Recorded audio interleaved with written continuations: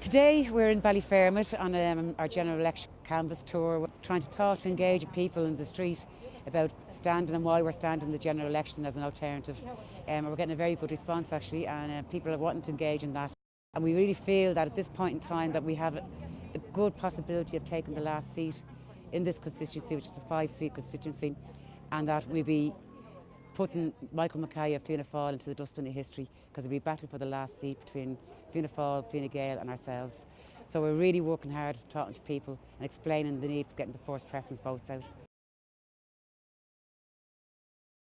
But what I've got that's different is a working class perspective in relation to representing ordinary people. I've linked in with 20 other candidates in the United Left Alliance who have all got track records in their communities of resisting cuts, resisting swimming pools being closed down, resisting hospital wards being closed down, the Children's Hospital in Cherry Orchard, and fighting for our parks to remain as they are, and also fighting for things for the community.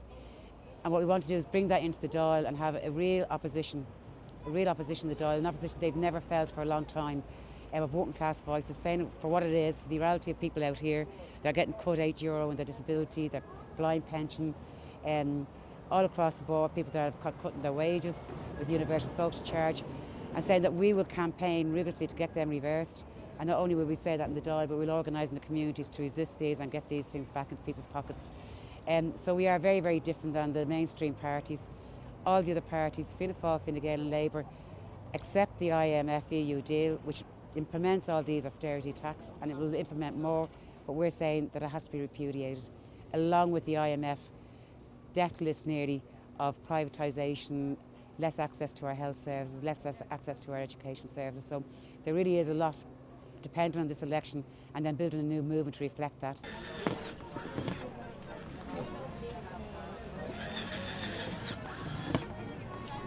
So why are you voting ULA? Why? Yeah. I think it's absolutely essential that we have change, and real change, in this country, you know. When we say change, what type of change are you talking about? Change in favour of working people.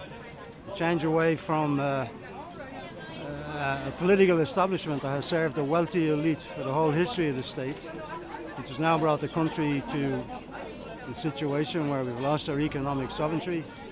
We need to have a new movement which will properly represent the ordinary working person in this country like me. Okay. Thank you.